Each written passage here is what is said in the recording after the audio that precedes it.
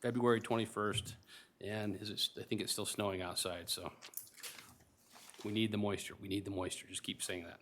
All right, we're going to start off. We'll have an invocation by Commissioner Bingham, and looks like the fire marshal's not here. Sheriff, will you do our pledge when we come to that point? Okay. Heavenly Father, as we bow our heads before thee at the beginning of this county commission meeting, we're grateful unto thee for the blessings and opportunities of life that we enjoy with our families. And we're grateful to be able to live in Box Elder County and have an opportunity to be involved in the government of this county, and pray that thou will direct us and help us to be inspired that we might do those things which will bless the people.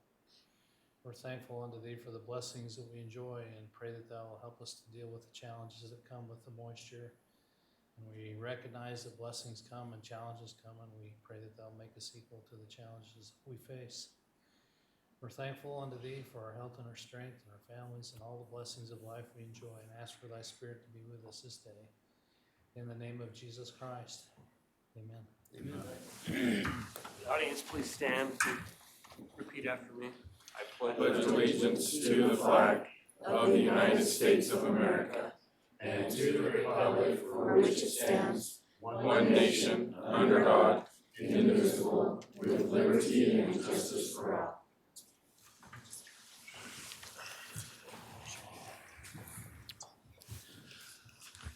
Okay. We need to approve the minutes of January 23rd. I'd make a motion we approve the minutes from January 23rd, 2024. I'll second it. Okay, we have a motion from Commissioner Summers, a second from Commissioner Bingham to approve the minutes from January 23rd, 2024. All in favor? Aye. Aye. Any opposed? Okay. Anything future agenda items that we talked about other than making the... On the rural county grant, yeah, we'll put it on for Okay. March 6th. Okay. Anything on the former agenda items? I don't have anything. I don't have anything either. Nothing? Okay. Emergency management issues. Do you want to just take a minute and you can tell us about the spaceship coming in and any of the aliens on board or whatever it is that's coming through our county? Mark Miller, Box Elder County Emergency Manager. We've been tracking, it's been several months we first was notified of this here, but it's Varda Space Industries, kind of a new startup company producing some sort of either chemical or medicinal or pharmaceutical kind of stuff in the anti-gravity of space, I guess. So anyway, it's been up there since this little capsule. It's about a meter across the base of it, and we've been up there since June. And we got notification about a week ago that it was due for reentry either today or a week from today. And as of yesterday, notification came out that they were still on to come in. 14 hours ago, they posted on their Facebook page that they had done an initial burn to slow down the reentry, and they got 2 more burns, they call them, and then the reentry will come in. The trajectory comes from pretty high angle, but it's going to come in out of Idaho, kind of from the northeast, and with the intent to hit the Utah test range just south of I-80 in Tooele County. But it puts the trajectory right over us, and the separation of the capsule from the other portion of that piece of equipment. The capsule will come down under a parachute. The remaining piece, 90% of it, they claim will burn up in the atmosphere. That just leaves a lot of question about what the other 10% consists of and where it's going to hit. So it's been kind of kept a little bit quiet because they just don't want to have a lot of additional folks out in the desert thinking they're going to see something and increase the potential of somebody getting conked on the head by something. So anyway, that's kind of what that is. At this point, as of yesterday, they had about a 2-hour notice on kind of what they call T-minus re-entry, and I've not gotten any notification on that, so. Okay. Dispatch will be made aware so that in case they get calls, if they see something. Yeah, Nikki's been involved in that distribution of that information, so. Hopefully we don't hear a big oops or something like that, Something right? like that, yeah, we're gonna avoid that. And outside of that, right now, we're just, our water level, we're above normal for Really? the year. Wow, thanks. For where we're at.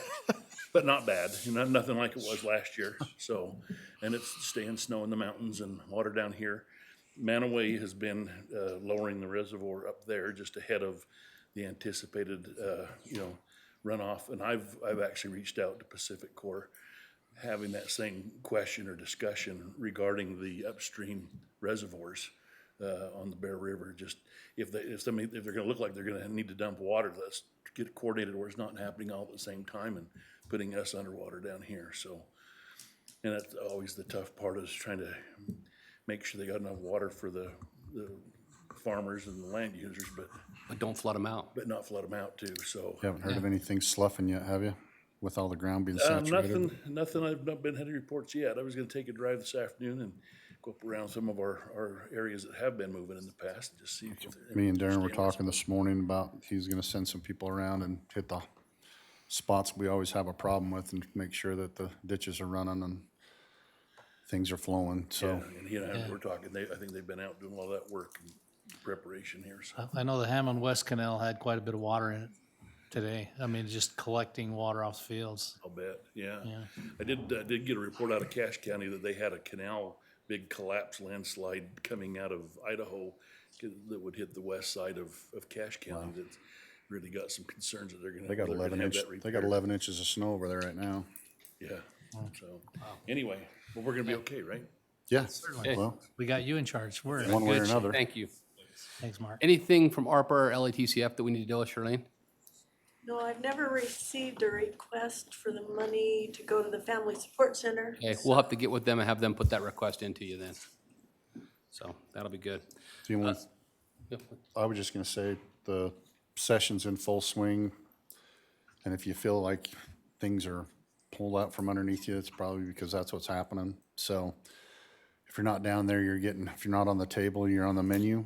So there's been a lot of things happening this session that has been a little disheartening. So pay attention what's going on, what they're making us do. So if you got anything to add? There's, it's 5 more full days as of tomorrow that they've got, so and next week will be the week that they'll go crazy, I'm sure, so we'll see how it goes. Okay. So we'll keep an eye on it, and we're all watching it, so. All right, that takes us to our next item on the agenda, our Box Elder County Employee Recognition. This notice came from our auditor's office, and when I got the notice, or got the recommendation from our auditor's office, I've known this employee long before I even came to be a commissioner, and I know the work that this employee has done throughout our county in various different offices throughout the county, and has served in many different places and is always willing to help out. So I'm just gonna read the nomination here. This nomination is for Stacy Nelson in our treasurer's office. It says Stacy helps our department, which would be the auditor's department, is always willing to add on an assignment. She does bank reconciliations, works well with Nate in the auditor's office on getting that done. She's helped fix addresses from return tax notices without complaining when no one else was willing to take on the task. She's helped monitor and keep our veterans exemptions current in our tax system by coordinating and receiving paperwork from the DMV. She helped our office get caught up in the past when we had someone out on extended sick leave, and she's always willing to help, to be a helping hand, and is a great to work with. And I also know that she's helped in the county attorney's office, and I don't know how many other offices you've helped in, Stacy, but we appreciate all you do, and we'd like to have you come up and recognize you as our Employee of the Month. I tried to get your husband here, but he's probably out in the snow. He's up to 10. That's what I figured. I was trying to get your husband. You want to come up here and we'll Take a pic. Yeah, I figured that we picked a snow day Yeah, to do it's this a little on, so busy. anyway. 3, 2, 1. Perfect. Thank you. And just so you know, that's good. We're in the office, so if you just reach out and let us know when you guys want to go to dinner or want us to bring you dinner, okay? Okay, thank you.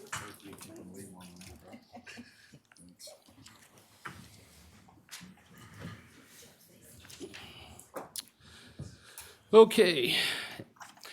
And next month, we will, we'll probably have our Employee of the Month at the beginning of next month, on the first meeting, because we'll see, we have to make a slight adjustment on our March meetings as well, but we will have that employee recognized next month. And again, amazing things our employees are doing, so and ask if you have recommendations, whether the public or any members of, anybody within the county, please share them with us, because like I said, this way for us to share what our employees are doing. So with that, we're gonna go to the auditor's office, and we'll invite Charlene to come up and share their information.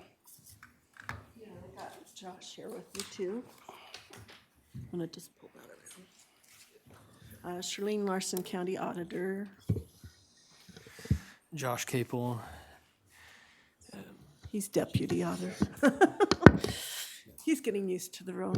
Yeah. The first item is the recommendations from the hearing officer for the BOE. I sent you several of those minutes and descriptions, and they need to be then approved by you as the official, BOE board. You need to put that microphone right next to you. Sorry, I can't hear you. I don't think they can. The first item's the BOE, and you use a hearing officer on your behalf. Just so the Not too public loud? can, just so the public knows, we're using acronym, but just tell them what BOE Oh, is. Board of Equalization, so it's the appeals process if you don't think your property's been valued correctly. So there's a formal process. Once you've gone through the informal hearing, if you're still not satisfied with meeting with an assessor, then we have a hearing officer that comes in from outside of the county that is a certified appraiser, and he acts as our hearing officer and comes to a recommendation. And so I provided all of those to you, and then we need your approval for what happened during that hearing process. And I know I asked you this, maybe Marla can answer. Do we need to do it, can we do them as a block, or do we need to do them individually? You can just do the recommendations. Okay, I just wanted to confirm that, so, 'cause we did discuss that. So, any discussion from the commissioners, or do we have a motion? Has Nucor got a hold of you on this? So Nucor was sort of the first one on the stack, what I was and, wondering. yeah, they did get quite a reduction in their value and have agreed to bring in a certified commercial appraiser next year and get a formal appraisal done on their Okay. property. Any further discussion? We have a motion? I make a motion that we approve the recommendations of the hearing officer for BOE. Second. So we have a motion from Commissioner Bingham, a second from Commissioner Summers. Any discussion? All in favor? Aye. Aye. Any opposed? Okay, passes unanimously. Take care of that. All right, let's do a review of the audit of the county DMV from Josh. Okay. All right, so we were asked by the treasurer's office to perform an audit of the DMV. And so we looked at the monetary and internal controls. Stan's gonna want you to be closer to Yeah, the you gotta mic. pull that mic, sorry. There we go, is that better? When Marla kind of leans my way, I can't hear it either, so. Okay, you. sorry. So we're asked to perform the DMV audit by the treasurer's office. And we looked at the monetary practices and the internal controls, and they were satisfactory. When we looked at the registrations, there was some concern with emissions being, registrations being done in Box Elder County, even though they're not residents, to avoid the emissions test. And so we, per the state's number of registrations and some census for households, we did some estimates, and we found that we were about 14,000 registrations over what we thought we should have been.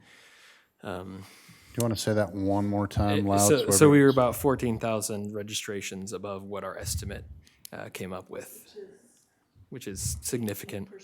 18% roughly of the registrations were past what we thought we should have been at. So when you say that, what you're saying is there's probably 18% of people who are registering their vehicles in Box Elder County who do not live in Box Elder County and have no official residence or role in Box Elder County. They're just registering them and saying they live here to avoid emissions testing. Is that what we're guessing? That is the concern, yeah, that we were looking at, yeah. Okay. Okay. And we also did a cost analysis of Box Elder County operating the DMV, and our total cost to the county of running it, we estimated it about, for the whole year, was about $189,000. And if we had the state take it over, which would take, I think, 18-month notice for them to be able to switch that over to their operation. We estimated a cost to the county at $112,000 for that, but that's, Can you So the- explain that a little I was gonna bit? say, so the 189 is after we do get Reimbursement from the state. reimbursement from the state. They provided almost 110,000 in reimbursement. They figured their reimbursement on a per transaction cost. They have a formula they use. But that 189 is straight out of our pocket, the 189,000. We're paying above and beyond the 110,000 that the state DMV provides as a reimbursement. What we didn't factor in was the original building cost as we moved the DMV over there. I mean, that was partly a county decision anyway, so we didn't factor that in the depreciation cost for that. And we did not factor in the public safety's time to do the VIN inspections. We'd have to get more of a detail of how long that takes them. So there are some undetermined costs that would probably raise that slightly. So, and we're under the impression that the state has assessed us, the last time that they upped their values was, what was the year? Well, they have done some slight increases, but it's, the contract that we're currently operating under is almost 22 or 23 years. It's That's very right. old. And the State Tax Commission has, because of this audit, just so everybody knows, because of the fact that our treasurer asked for this audit, the audit's been done, we've now been communicating with the State Tax Commission. They are now gonna work with UAC, and they are going to redo a new contract with all, but they have to contract with every county that does this like we do. And so they have to get every one of the 21 counties roughly that are involved to the table and come up with a contract that every county can agree to. But after 20-plus years, and we have to thank, Commissioner Perry for bringing this to it and getting through this. Well, So- and Sean for bringing this and having the audit done. I applaud our, the fact that our treasurer is looking at this and Yeah, I saying think it the needs to be done. So, conversation came up as we were doing budgets last fall, so I appreciate everyone's involvement. Yep. Continue on, sorry. oh, yeah, and then I had that note in here too, yeah, that we followed up with the state on that, and they said they're gonna, give us the new calculation to help mediate some of those expenses for the county. So basically, what we're boiled down to, and I see your audit is, I mean, without counting the building, the taxpayers in Box Elder County are gonna pay an additional, because the state's gonna charge us either way to get this done. We absorb the cost now, so we don't lose the 112. So we're basically losing $70,000 a year as a convenience to the citizens of Box Elder County to have a DMV office in Box Elder. Because we have heard the threats, State Tax Commission has said, oh yeah, if you guys don't want to do it, we may pull out, which would mean that citizens of Box Elder County would have to go to Cache or to Weber County to get anything done in the office. And of course, the State Tax Commission is pushing forward and saying they want more things done online, which my question to them was, if you're gonna do it online, why are you charging us? If you wanna push people to online services, then why are you passing that back to the taxpayers if this is the area that you wanna push to? So it's a discussion that will be forthgoing, but this audit helps us out tremendously, and I know will help all the other counties probably in the process of getting a better contract, because my discussion with the State Tax Commission is, pay us the salary of our employees and we'll help cover some, for convenience sake, we'll cover some of the cost for the building perhaps, or something like that, but. And is there a way that we can actually, with their zip code, when they come in, that they pay more? If the zip code, there's no way we can do that? No, in fact, we can't even, currently, we can't even challenge them on their Emissions, the yeah. address issue. Yeah, On the the emissions, state all we is- can do is refer to the health department. Yeah, the state has told us, that we can't, we're not legally allowed to verify Wow. their address during the registration process. And my question to them, when I went and did the county day on the Hill, and this was brought up as a topic that I participated in, was if you expect us to forward it to the health department of the participating county, how do we know which county's health department to forward it to if we can't ask any questions? So, Other than they give us usually what happens, so the public knows, is they come in and they say, I'm registering my car in Box Elder County to First East and First South. We're like, that's not a house, that's not a residence. Well, that's where my house is registered to. And they have to accept it. And then they say, okay, but where do you want your paperwork mailed to? Then they give a mailing address in Weber County, Davis County, even as far away as Utah County, they give a mailing address of where they want their registration information mailed to. And that's the one way we can kind of follow up with those counties and say, we had somebody who says their mailing address is here, but their physical registration address is in Box Elder County. You may want to verify that they're trying to avoid emissions So testing. that's one way we could, and probably need to start contacting health And departments. we and so- just so you know, I mean, the treasurer's office has been doing that. The folks at DMB have been doing some tracking of it, not as much as maybe we would. But again, they have a job to do, and so it takes away if they have to do that, so. Anything else, Josh? No, I think that was it. Thank you for Thank that you. audit. We appreciate your efforts on it. All right, landfill ordinance. Yeah, so I brought a new ordinance forward that, and the main change from what we passed last fall, and that is just to allow for me to have the first couple months of the year to bring about a new costing, for host fees and administrative fees, because it was originally worded to have that happen as part of the budget, and usually during that time, I don't have time to evaluate and get a resolution before you. So that's the one change in the ordinance itself, is like the timing of when we come forward with the yearly resolution for the host fees, so. And that's actually probably a better time anyway, because that's starting of the year. You've been able to do everything with inflation and Right. continue to work on that. So I think it's a good idea. So I set it for the end of February. It has to come before you before that. Okay. It's a great So idea. on that one, do we have a motion? I'll make a motion that we approve the ordinance 593 update. Second? Okay, we have a motion to approve landfill ordinance 593 update by Commissioner Summers, second by Commissioner Bingham. All in favor? Aye. Any opposed? Okay, my motion passed unanimous. All right. Okay, so resolution. then Resolution 2401 is setting, we used to have a host fee of $1.50 per tonnage, and this is moving it to $3 per ton. And that's after I've done some research in how long it's been since we changed it and inflationary measures, and I've talked with Gina, and she feels that that's a fair host fee, so we'll go to $3 per ton, including now water, which was picked up in our last change to the ordinance.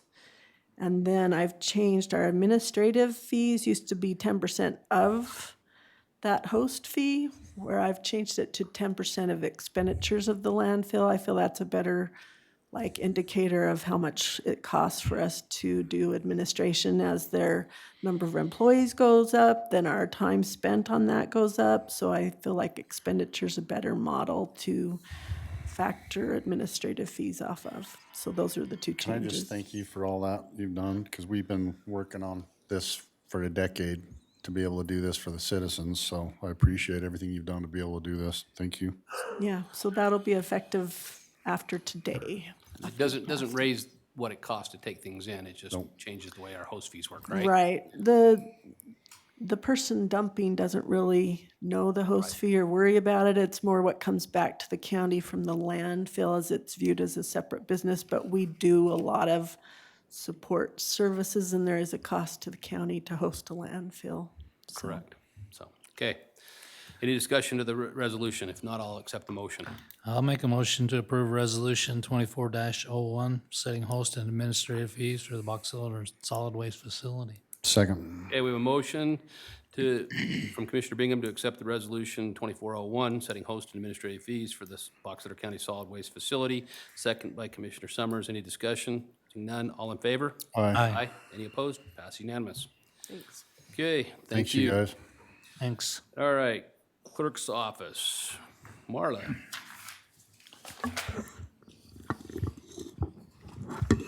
All right, I'll give you a little bit of backup. The last several years since we have gone to online reservations for the rodeo, we have gone through a company called Jubilee.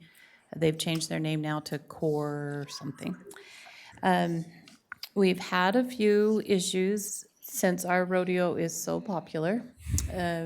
When we first opened the tickets to go on sale, they have a hard time keeping up with the traffic of people that go on there, and their servers crash, and there's a real issue of when someone's picking several seats at a time. If someone else is on there, until they put it actually in their shopping cart, someone else can kind of take those same seats, and so it's been a little bit of a frustration. So I've had a couple of companies reach out to me and talk about what they can do. And there is one company, and they're based out of Utah County, and which I liked because they were local in the state. That their system, as soon as someone check marks or selects a seat, it's in their cart. So they don't have to physically go and move it. And so it can't be like, we call it stolen, but it's not really stolen. But so, and they have more robust servers, and they can handle the traffic. They actually handle a lot of rodeos that are much larger than ours, and the only thing with them is their credit card fees are more than what our last ones were. And but I think they can do more for us. They can have online registrations for, say, mutton busting, or even some of our vendors can register and pay through their portals and stuff, and their site is actually a lot more user-friendly. And so when it comes to fees, right now, the way it has been is the fees have been charged back to the customer. So when they go and say they select 6 rodeo tickets, they think that they're going to get their rodeo ticket for $16, but when they go check out, it's an extra dollar plus 2.5% or whatever added to their bill at the end. And that is kind of a surprise to them, you know, that's, if they're buying 80 tickets, that's a pretty significant amount. So my suggestion is to build that fee into the cost, which will make the cost more, but it won't seem deceptive at the end. Does that make sense? I don't know how to explain it. Well, it's still, It's the new better than that. Airbnb. it's still, Yeah. it's still, Airbnb's been forced to go that route where they have to give you the total cost, including all the little add-on fees, et Yeah. cetera. So that's really so what you're doing. fees well, it's still and- passing on the fees, but we're actually. Right, but we're building it into the cost, and so when they see that the ticket is $16, it's actually $16, and that would include everything. So there would be an increase in tickets. For instance, like our family ticket, right now, we had it at $40. It will increase to $50. But if they had to buy the tickets individually, it could be like $72. So we still give quite a significant break for the family tickets on Wednesday and Thursday. And most of the tickets will either bump up $2 to $5 to cover those handling fees. With the change in PBR, that doesn't affect us with our family tickets, right? What's a, With the rodeo, With the- professional rodeo, the fact that we're going Oh. to 4 days of professional rodeo instead of 3. right. So when I met with the committee, they didn't feel like they wanted to increase the price so much that, you know, that it's not, Yeah, Family friendly. yeah, family friendly, and that our people just can't afford to go. But they felt like including the fee in it. So the county may make a little bit more off the ticket, but not much, maybe 50 cents. If someone pays with cash or check, then they would make a little bit, but that's very minimal anymore, so. Jan, you got thoughts on this? I was with the rodeo Okay. committee when Marla visited with us. All right. It's good. okay. So our suggestion from the rodeo committee and myself is that we move to a different company because of the issues we've had, and to incorporate the fee for credit card charges into the price. And this company that you're talking about, like I noticed we have a monster truck show or something coming out to the fairgrounds in May. In fact, at the same time we're doing the Golden Spike, so May 10th and 11th. Could that company, if they were gonna do it, could they work with this same folks? Well, that do I'm their- sure they probably could, because we don't pay them any Right. money. It's, They make it that's right how there. they make the money, is off Okay. of the credit card fees, Yeah. so. Okay, good to know. Does when we print the tickets, can we print them a little bigger also, please? For us old folks, Your eyes can't see it. so we can actually see the numbers and see the There's an seats. extra and- charge for that old folks Yeah, cost. We're gonna charge come you with bifocals. for your bifocal. That's right. I had to go buy glasses. Come on. That's the cost of All this. So right, when just for Coke, you, when, Stan. when Coke actually prints them, we can print them bigger than inch by an inch. So, okay, thank you. Any other discussion to the change? No, Then I'd accept the motion. I will make a motion that we follow the recommendations from Marla to update the rodeo ticket vendor and pricing. second, Marla and the rodeo committee, right? Okay. Excuse me, Marla and the rodeo committee. and I'll still second it. Okay, have a motion from Commissioner Bingham, second from Commissioner Summers, to accept the new rodeo ticket vendor and updated pricing. With that, all in favor? Aye. Aye. Any opposed? Okay, passes. Thanks for your efforts and your work on that. And thank the committee for us as well for putting that together, so. All right, let's see. The broadband access grant. That's be you, That'd be me. I would think, yeah. We've been working on it. Yeah, well, we've had a couple issues with the different types of things that are happening with inflation. So we pulled down about 70% of the total state broadband grant here 2 years ago. And then we get to the point where problems with inflation and things that are happening, they actually gave us some more money to help with those things so we can get to more communities quicker and faster. So that's the things that we're doing. It's coming all through BRAG, the Bear Association of Governments. So we just need to be able to sign this to be able to do a pass-through with those things. So, So we have two different agreements. We need to do them in two different yeah, motions here, so. yep. So Any discussion on this first one? If not, I'd entertain a motion. I'd make a motion that we approve the broadband grant 2405.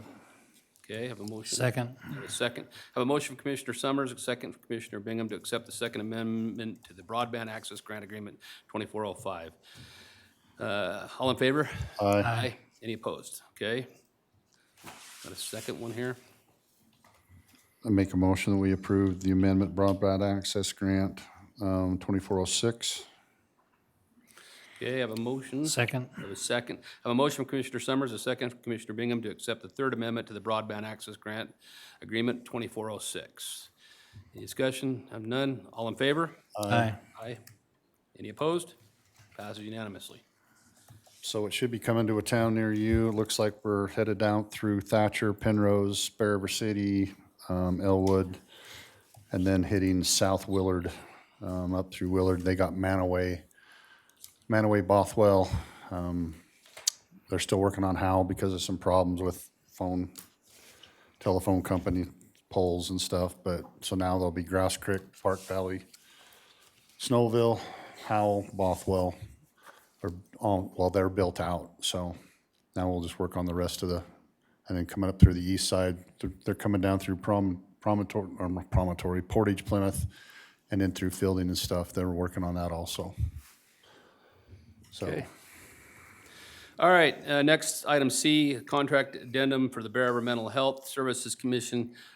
We are working on an agreement with that, and this is just basically an addendum to our current agreement we're working on with Bear River Mental Health that added in a slight increase to match basically the increase in cost of living that we gave to the county employees. It's a similar cost of living that Bear River Mental Health is offering, and so there's a slight increase to what the county will have to pay to Bear River Mental Health in the next year. So, I'd entertain a motion for that. I make a motion, we approve the contract addendum 2404 for Bear River Mental Health Services. With a second, So that's 2407, right? 2404. I thought it was 2404. Okay. I'll second it. Okay, so we have a motion from Commissioner Summers, a second from Commissioner Bingham to sign the contract addendum 2404 for the Bear River Mental Health Services. All in favor? Aye. Aye. Any opposed? Sorry, Okay. I turned the page. Yeah, I you're apologize. you're ahead of me by one page. All right, we're gonna go to item D, which is addendum 2407 and 2408, contract for Indigent Capital Defense Council. And I don't know if you want to talk about it or if you want our county attorney to talk about it. Yeah, if I understand this correctly, this is just funds that we have to allocate for a legal case, right? You want to explain what? Well, essentially what happens is we belong to the Energy Capital Defense Fund. Periodically, they will approve pay increases for the attorneys that are handling the cases, other expenses. We really don't have a lot of say in that because we're part of it. Our only say would be, okay, we don't want to be part of the fund anymore. So they've approved these increases, and we just have to sign off on them or say we're not going to be part of the fund. Okay, thanks. I will make a motion to pass addendum 24-07 and 24-08 to we do 'em contract for, together? I think so, since it's on the agenda that way. Okay. to contract for indigent capital defense council services. Second. Okay, I have a motion from Commissioner Bingham, a second from Commissioner Summers to approve addendum 2407 and 2408, the contract for indigent capital defense council services. All in favor? Aye. Any opposed? Okay. All right, and now item E, rescheduling the March meeting date. So the first meeting in March will not be changed, but actually, Marla, you want to explain what's going on? We need to change from March 20th to March 19th so Sure. that we're getting the best bang for our services here that day. If you want to explain what's going on. So whenever there's an election, you can only canvass somewhere between 7 and 14 days. And so we have to canvass on the 14th day because we have what we call UACABA voters, which is military and overseas.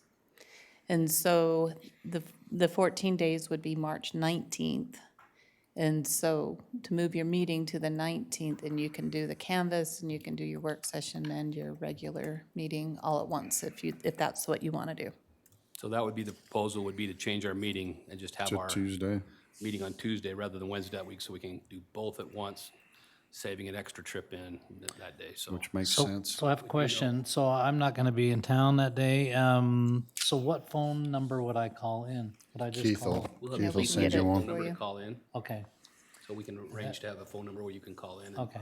And be at least part of the commission meeting, if not part of the, and we'll actually, that day we'll hold the canvassing.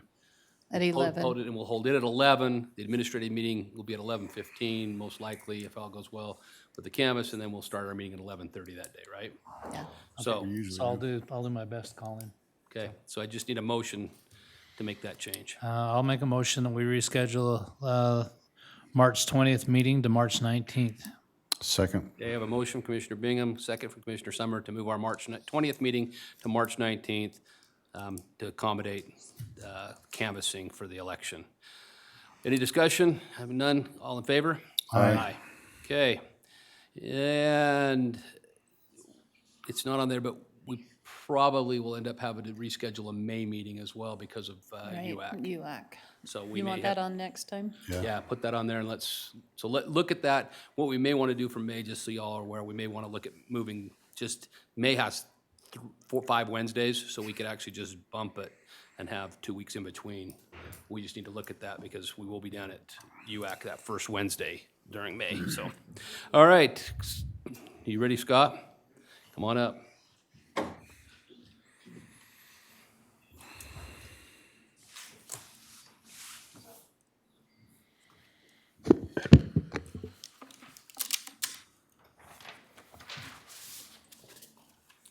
Right, Scott Lyons, County Community Development Office.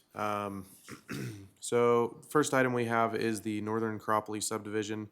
This is a 2-lot subdivision, 2 acres on each lot, located on 6800 West, so Iowa String at 8530 North. So it's just west of the town of Elwood. This one's been through the review process and has gotten approval from all applicable county departments, and now it's to you. So the planning commission approved this as well? This one doesn't go to the planning commission because it's less than 3 lots, Oh, okay. so. I'll make a motion that we approve the Northern Cropley subdivision, 2 lots. Second. Okay, we have a motion from Commissioner Bingham, second from Commissioner Summers to approve the North Cropley subdivision 2-lot. Any discussion? Not, all in favor? Aye. Aye. Any opposed? Passes unanimous. Okay, next one. Next one is the J.D. Anderson subdivision. This one is in South Willard on the west side of I-15. It's on the corner of 1500 West and 7800 South. So if you're familiar with the Anderson Livestock Auction, it's just west of the livestock auction. So the family that owns that property is splitting off 2 acres there. One of them would like to build a home to the west of the auction. So, again, like I said, it's 2 acres in size. This one also has been reviewed and approved by all applicable county departments and comes to you for approval. I'll make a motion that we approve J.D. Anderson subdivision, 1 lot in South Willard. Second. Have a motion, Commissioner Bingham, a second, Commissioner Summers, to approve the J.D. Anderson subdivision. Any discussion? Seeing none, all in favor? Aye. Aye.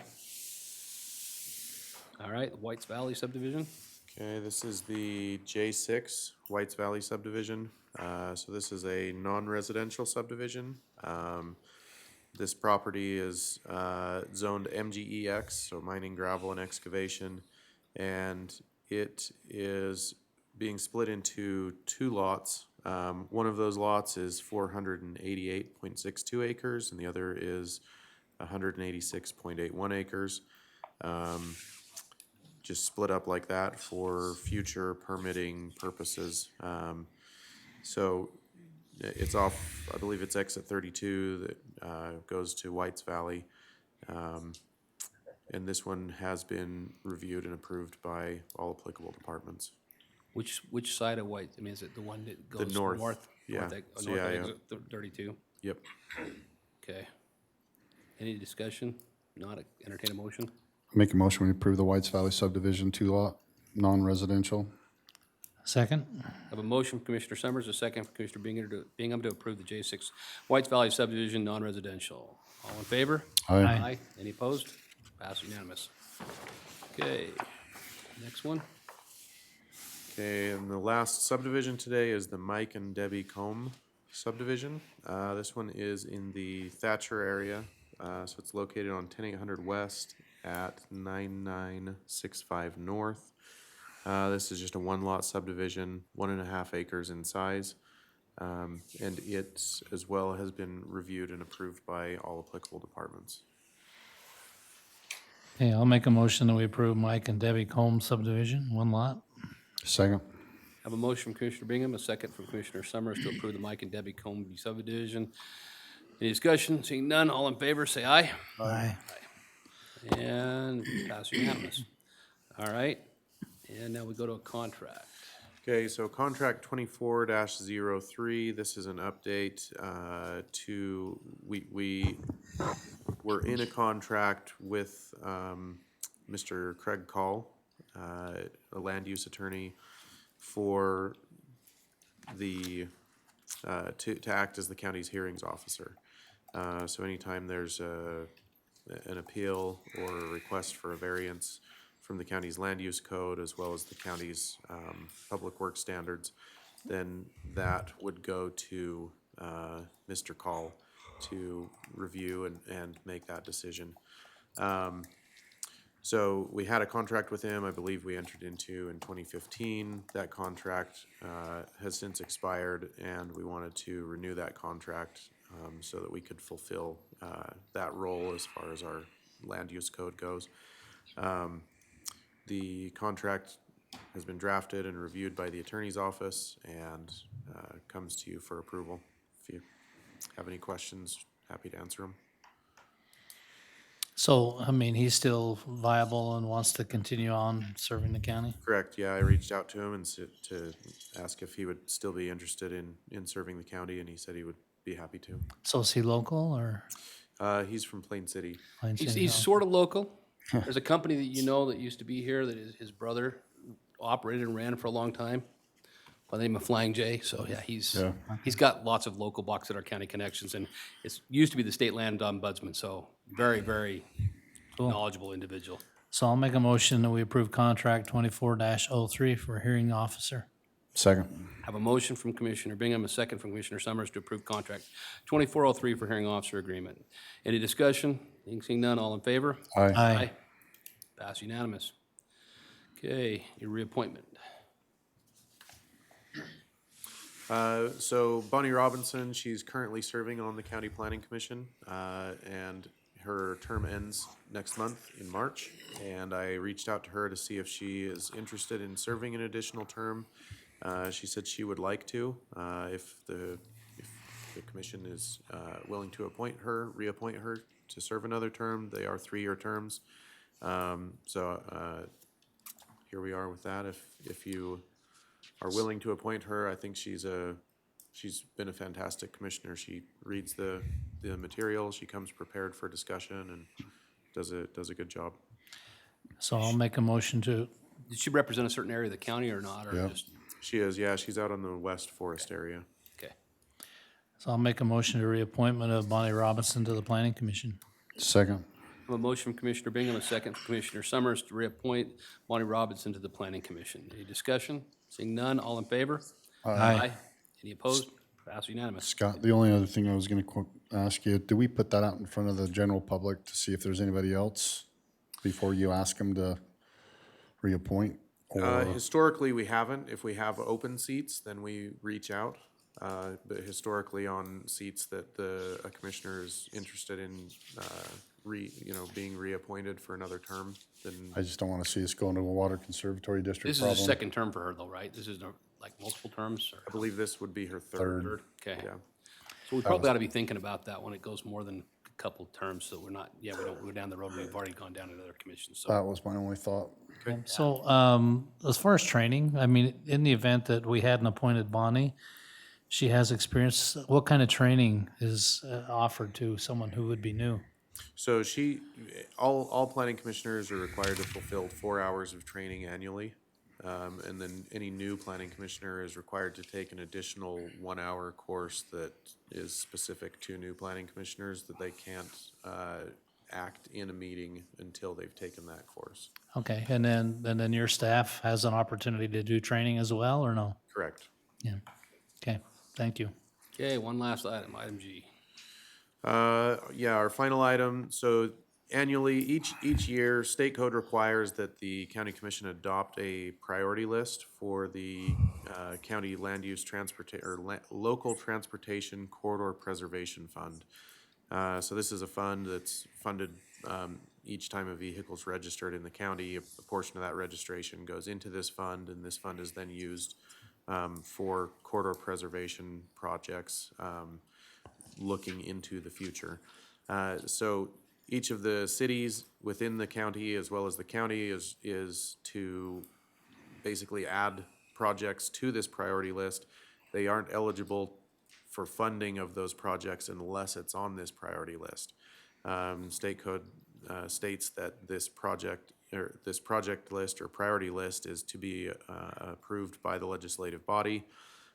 So each year what I do is I go to the different cities and county in like November, December, and have them put together any lists. I send out the previous year list to them to see if they want to update it, their portion of it in any way.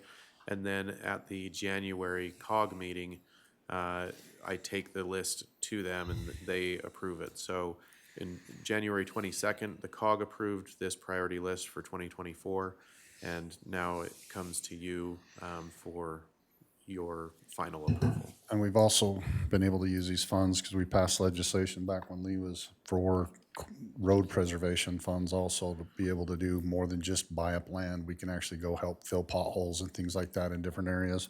Yeah. And I think the thing that's amazing, we should realize that this was something that was in statute for about 10 years that we didn't get to know about it until me and Scott. Yeah, it was probably 7 or 8 years when we found out about it. And we missed out on about $2 million worth of matching funds because the prior commission didn't put it in place. So thanks to Scott for bringing this forward. He's done a lot of great work in this session, and hopefully we can continue that down the road. Okay, do I have a motion? I'll make a motion to approve the Corridor Preservation Fund priority list for 2024. Second. I have a motion from Commissioner Bingham, second from Commissioner Summers to approve the Corridor Preservation Fund List 2024. Any discussion? Seeing none, all in favor? Aye. Passes unanimous. Thanks, Scott. And then this will be the last time that these are brought before us, right? Because of the change. We've got a in few more in the pipeline that were, the applications were submitted prior to the law change. the change, and then once those are cleared out, then we won't bring them to commission. We need to meeting. sign all those? Yep. Yeah. Do it now? If you want to do it now, or I can take them to Marla and she can do it after. Just get it done, well, you got your stuff ready, let's just get it done. So in case you didn't know, the law changed in February, so basically none of the plot maps and things will come in front of the commission anymore. It goes through 4 different meetings.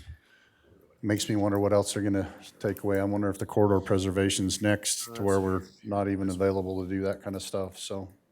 It's kind of disheartening to think about some of the things that the legislation's doing right now to us. It kind of takes the local loop out. Yep. And in case any of the cities are listening, they better start listening too, because there's a lot of stuff coming down through the cities that are gonna have to start watching this stuff too. Yeah, it was, That's like a magic trick. that was good. Let's see here. You're good here. There's 4 of them. So Yep.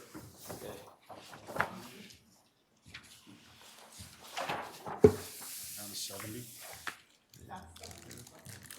72.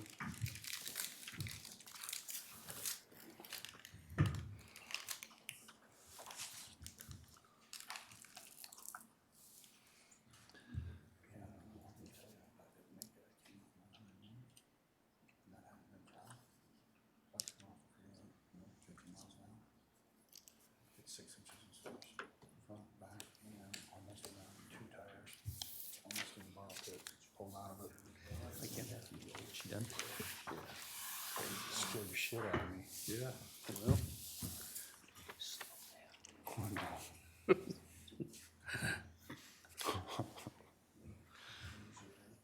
Yeah, Did he steal your pen? you can stay, I don't care, that's all good.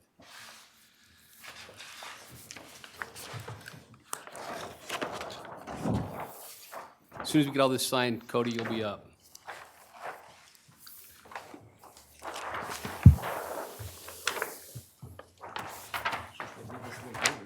I think it needs to be just a bit bigger.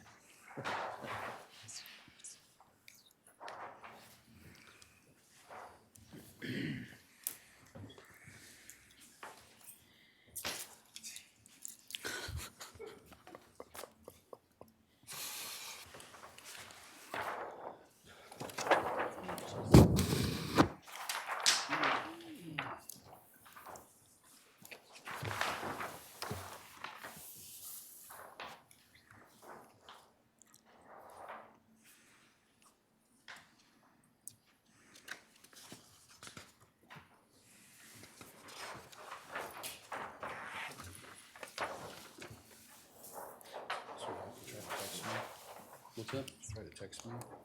I'm still not, Apparently it doesn't work, right? I'm not getting texts on this phone, so. What's that? Is it, got your number to it? My number, you can call me. That's so I don't weird. know why it's not getting texts. I'm getting them on my iPad, but not on my. That's weird. I'll be working on that this afternoon.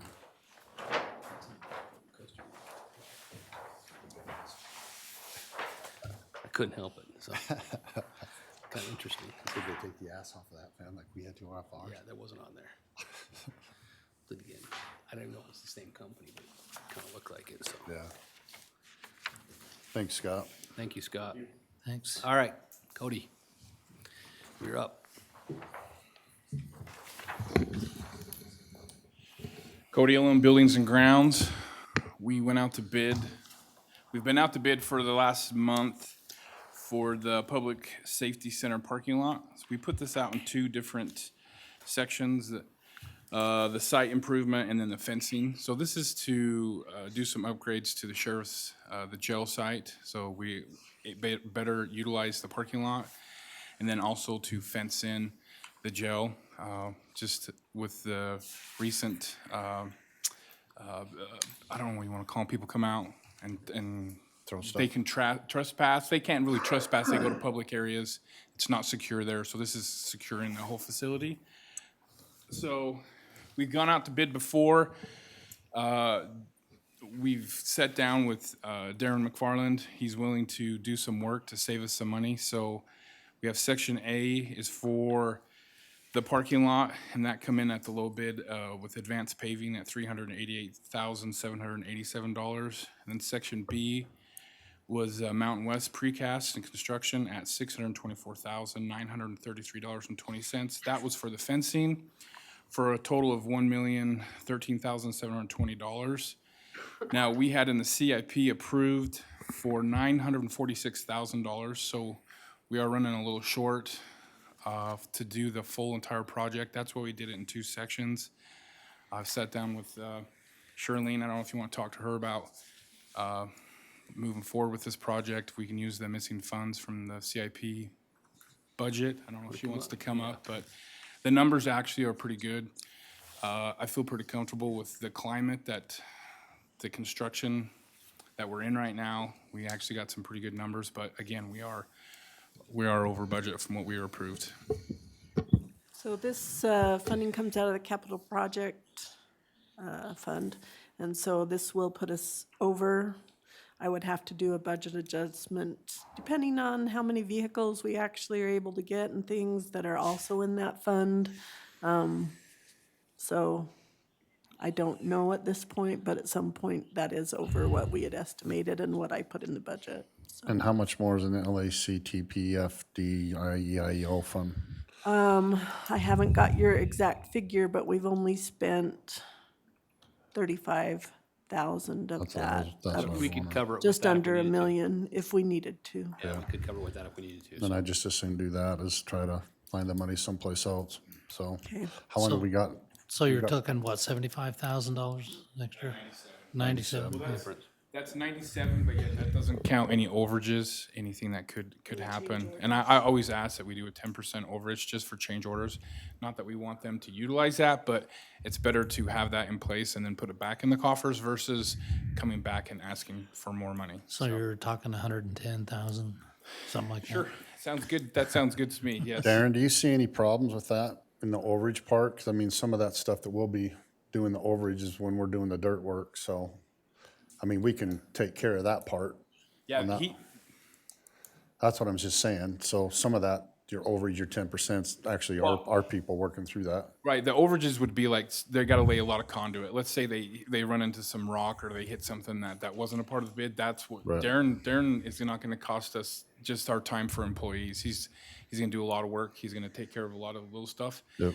And that should, and he might even be able to help with some of those overages, so, but I always wanna be safe, making sure I got a little bit, something in there to cover that, so. Okay. Oh, yeah, thanks to our county roads department, it is gonna reduce the cost tremendously for what we originally had a bid for, so we do appreciate that. Did you have another question? Because the LATCF funding is not on a timeline. It's not like the ARPA funding It's not, as far as when you have to spend it by. Right. it's a forever fund? It's forever fund if you make it last that long, Stan. Okay.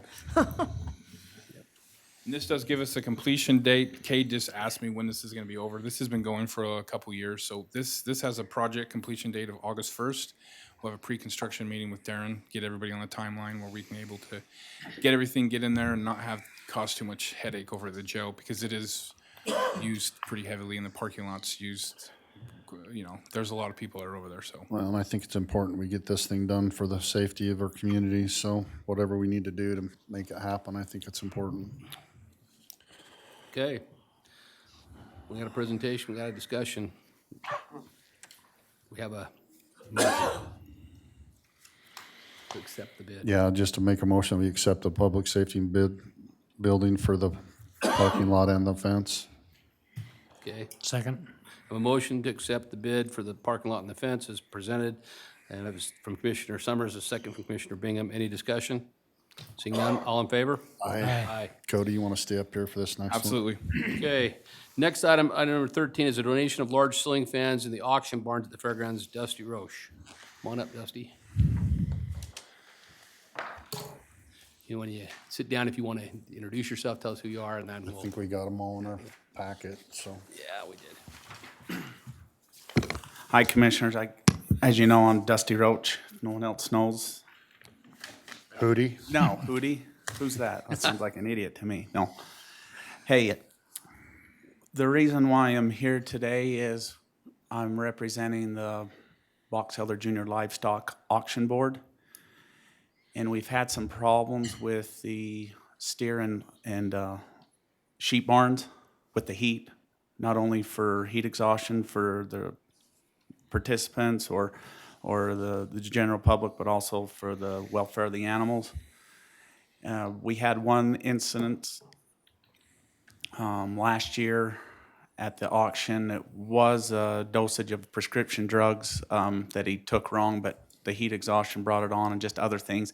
It's a huge problem, and it's something where we have such a nice facility there. It's kind of really lacking there in the auction and in the steer barns. So with that, we have I've went out, and one of my clients from the financial for my financial job, I've went out and found some donations from Watts Steam Store, and he recommended we put in two 24-inch in the steer barn, two 24-foot in the steer barn and two 18-foot in the sheep barn or the lamb barn. They're super expensive. They're the big Ace fans. That's what they're literally called. Oh, yeah. And they're really nice fans, super expensive. You can see there's 18,000. The whole project's $35,400. I went out and got 15,700 donations, and we're asking that we need the manpower of the county and the infrastructure to be able to put up the conduit and electrical to get to them fans and hang them. And that's no easy project, but it's not a huge project. So we're asking for that, anywhere from a $5,000 to $7,000 bid to put that up. I don't know, the county would have to access that. And then also there's a shortfall of 19,700. And so I can go out and try to find some more donations from our ranch, from other people, from my two businesses, Roach Ranches and Lincoln Financial. I could probably come up with some more, but it'd sure be nice. I just told them we've got to have it, and if I usually help with the technology and other things that we use there, Bear River Live. That could be something I could do, but I didn't know what capacity you guys were at. But we are 19,700 short, and we can come up with some as the auction too. Well, I We know come up with all of it. We replaced the inlet and the outlet fan in the small barn already, so that takes the capacity a little bit more in the small barn. So, Cody, what do you think? Yeah, I met there last year, and this was one of the area of concerns because it was a hot fair last year. It was a little not normal. We did get a little warm, and it would be nice to have. This fan is the same fan that we have in the Fine Arts Building. Right. It's all computer animated that you can go in and dial those in. They can really move a lot of air. These would be utilized year round. I think it'd be great to be able to move some heat in the indoor arena. I don't know the problem that we have in the auction barn, that it is it's swamp coolers in there, but moving the air would be able to do a lot of benefit. We don't have any coolers in the big beef barn. That's correct. We talked about putting these same type of fans Right. over the stadium, over the seating portion of it. Right. And then future maybe be able to go out and go over the arena. It's a big area, but if we did two above the stadium seating, it would help a lot. And we actually talked about doing that for one of the projects for this year. So Sure. I would ask that if this does move forward, that Chad and Randy would be the ones that would be install that. Chad's not an electrician, but Randy is, and we can get that installed. We know right where the power is. We know right where we'll be able to do it and get it in a secure location. And it would save money by having our guys do it, because anytime you hire a licensed electrician, they're, they do a great job. But yeah, if this is moved forward, I think we get this as quick as possible, because the fair will be here before you know it, and we want to get this done as quickly as we can. The weight load has been taken care of by engineering, because I know the last time. No, it's not that, these aren't heavy enough to do any more than the speakers or any more than the flag that we have up there. These dead load it's more than capable of holding these. The issue that we have is the location of the power and getting that conduit ran correctly. So that's the biggest. But you have the capability of doing that. Absolutely. Yep, absolutely. Jan, do you have anything you want to add to this discussion since it's the fair park? No, Okay. I know the light, oh, sorry, Jan. you're just talking about the big indoor and the small indoor, Right. right? Not the Not the current auction. auction barn. And I know the livestock board would sure appreciate it. We have a lot of instances with drenching animals, doing other things that we'd have to, tipping over, bloating, different types of things. So it's, the main part is the animals, but it'd sure make it nice on Saturday when it's all over, so. I'd also like to see in the big beef barn, some sort of a conduit that comes around, and we'll have those big fans that we could blow air underneath the bleachers, so the bleachers come up, so we could either do heat and or cold. That would help in that situation also, like they do at other arenas. So at some point in time, we can do that also. Unless we're serving Mexican restaurant there. Exactly. So, I do have an amount in my budget that I do for some every year project, and you guys would, if you give me the green light, there's more than enough in that line item to take care of this portion, if that's what you agree with. Well, we've tried just about everything else in the last little while. We've had fans that we brought in. We've had some cooler fans that we brought in. We've done just about everything I think we can. You know, we keep thinking that the auction's gonna get smaller, but when I first started, we were at 500 animals, and last year we were like 780 animals. So it just keeps growing and growing, and I think it'd be important for the health of the animals and our constituents to do something like this. so is this bid viable for a period of time, or is the price change? Yeah, it's set in stone, so it's not gonna go up. I'll make sure of that. And like I said, if we're short, I mean, we can come up with $3,000, $4,000, $5,000. We'll just try to, we toyed with the idea of putting kind of like they did with the flag in the Memorial Gymnasium of the high school, where it says, you know, who Who and donated, who. like Ron Jeps and some of them, the Lions. We could put their names on the flag, but, I mean, on the fins, but. Then you could watch it. Yeah, I was gonna Yeah, say. put a kid on the top and bet how long he's gonna last before he pukes or something. Can we make a motion that we make sure we take off the ass off the fans before we put Yeah, them we on did this that time? last time, and the dust stuck to it, so it even was. So you can still brighter. see it. So all that I ask, what route we go, I want to make sure Shirlene's okay with if we match that with the budget, and that we've gone out. We appreciate you going out and properly. getting So- donations to do this. So like I said, I'd make a motion that we approve this and move forward with the green light to be able to do this. I'll second it. Okay, I have a motion from Commissioner Summers, a second from Commissioner Bingham. Any discussion? Seeing none, all in favor? Aye. Okay, Thanks, Sudi. Thank you, Commissioners. Look forward to working with you. thank you. All right, Darren, Road Department, Public Works Revision Ordinance 592.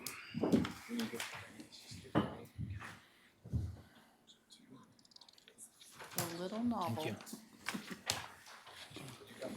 It is big. I said it's a little novel. Yeah, it's pretty small. Darren McFarland, Roads Department. In August, we came in and did a update to the Public Works Standard. And we forgot we need to assign an ordinance number. So this is a two-part thing I'm here for today, is to give it an ordinance number 592, as well as this paragraph here. When Scott Lyons was up here earlier, he discussed the new contract for the hearing officer.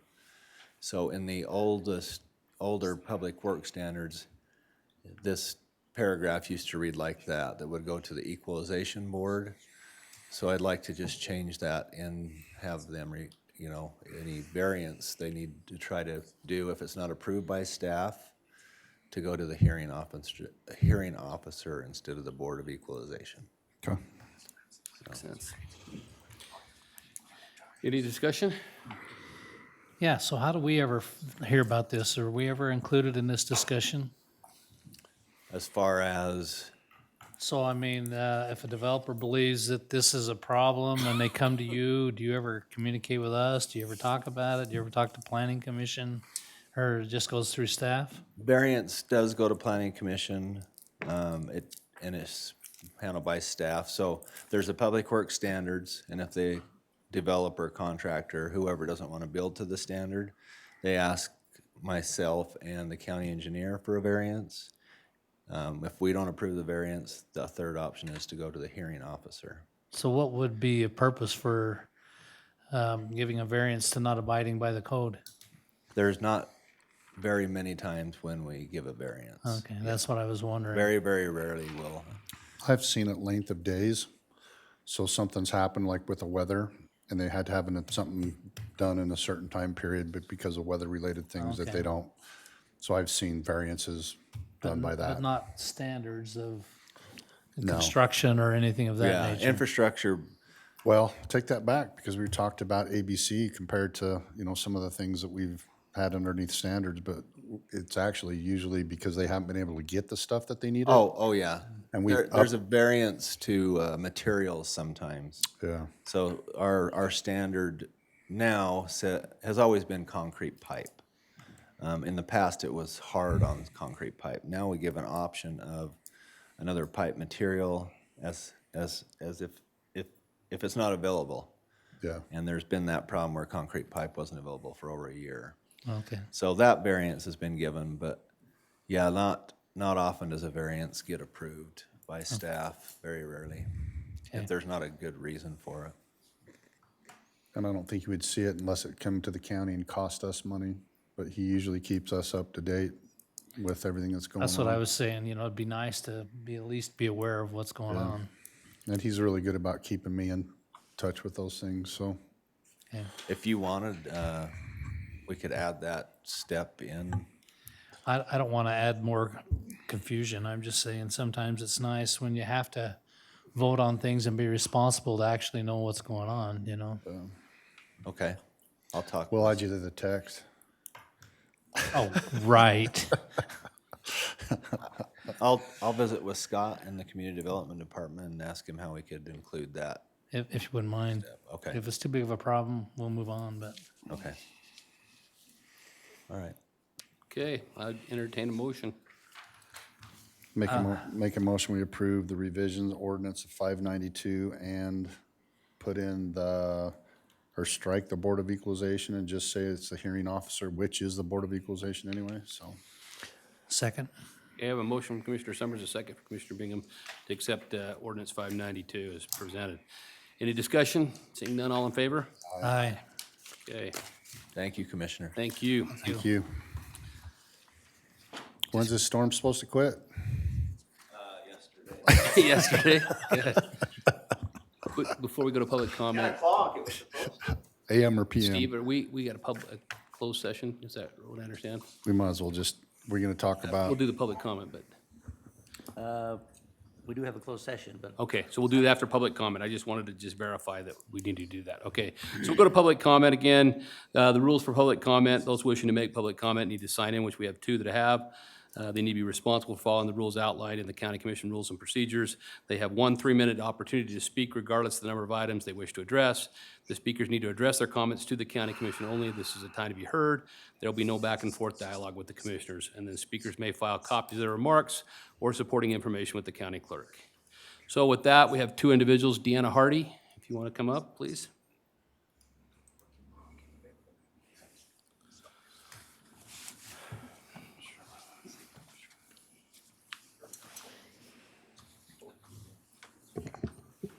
Okay, Deanna Hardy. The minutes of January 3rd failed to mention the poll conducted by Rasmussen Reports and the Heartland Institute, which stated 1 in 5 voters admitted to participating in voter fraud in the 2020 elections. And there was no mention of the Box Elder Committee of Liberty's list of corrections to our election system. It was stated in the January 3rd minutes, quote, "She said signatures are distorted and easily manipulated. This statement is not complete because there was no mention of the electronic pad that we are presently using at the polling locations. The signatures on these electronic pads are distorted and can be easily manipulated. The Box Elder Committee of Liberty requests that a sign-in book be required for all polling locations for auditing purposes. The Box Elder Community of Liberty opposes removing the approval process from our elected representatives to a non-elected, unconstitutional board or committee. The process that our Utah legislature is involved in is called regionalism.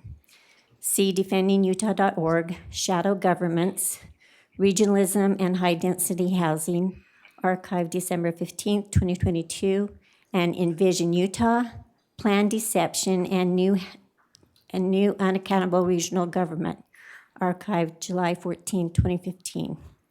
All cities and counties should join together to stop the state's usurpation of unconstitutional government power.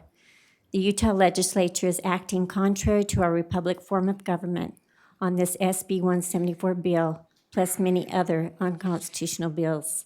Regionalism is an enemy and contrary to our republic form of government.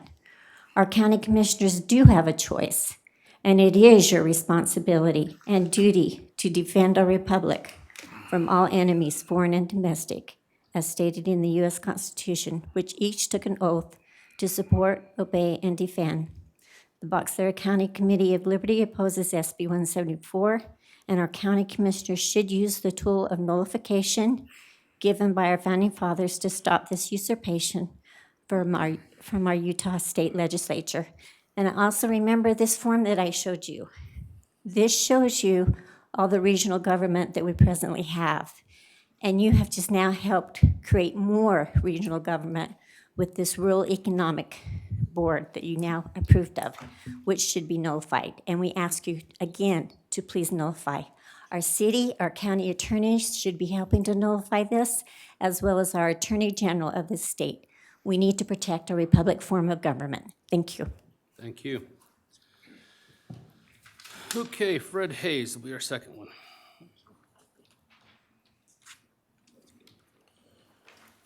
Hello, Fred Hayes, Bear River Precinct. Thank you for serving.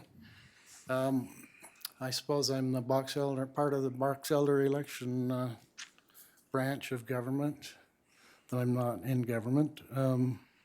So I publish on Canvas Ideas at substack.com, in case you be interested in following, and I generally talk about elections. And I just wanted to, there's lots of stuff going on in our research, and I requested election records from the 2020 election and also the 2023 election. Been denied both of those.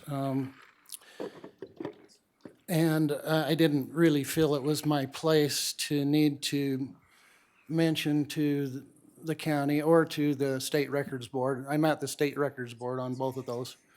That those records need to be preserved, and I'm sure that they are, but I just wanted to let you know that that's something that I expect. And so these records that I'm requesting have, part of the argument that they have not been turned over is that they might contain privileged information, private information, secret information, and they don't. It's purely public information that comes out of the ES&S election computers, which are the computers that this county uses. And just for kicks, I'll probably in the future bring in a download, a report from ES&S computers from another location to show to you that there is no classified information on those. And you can see for yourself, and then you can compare that with what the Lieutenant Governor's office is arguing. And thank you for your time. Thanks again for serving. Thank you. Thanks, Rand. Okay. That takes care of all our public comment. We'll sign the warrant register here in a minute, and we probably need to take a motion to go into closed session. I will make a motion to move into closed session For, is it first? Pending litigation. for pending litigation. Okay, have a motion to go into closed session for pending litigation. I'll second it. We have- So I'm still signing. We have a stuff. second from Commissioner, so it's motion from Commissioner Bingham, a second from Commissioner Summers. Any discussion? Seeing none, all in favor? Aye. I gotta sign all this you in stuff in a favor? meeting. Yeah. but I gotta sign all this stuff before we go into the next meeting. But yeah, I'm still We're going good. into another meeting, we're just going close and coming back into the